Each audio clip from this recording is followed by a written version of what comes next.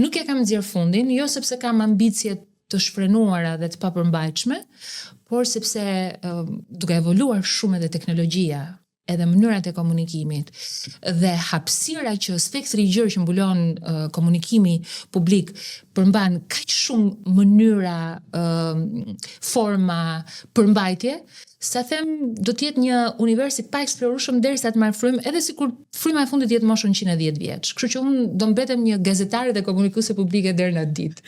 Patjetër. Ju jeni pasardhëse të ndrytit baba Kamber Meço, Prisha, gjysh në të qenë e Prishtës në Skrapar në vitin 1920. Si e përjetoni këtë trashëgimi dhe ç'më mendoni për rolin e Bektashive në historinë moderne të Shqipërisë? Nuk ma ka bërë askush këtë pyetje.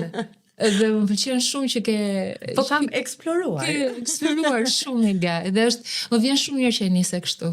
Se më duket sikur e gjithë kjo bisedë do të jetë në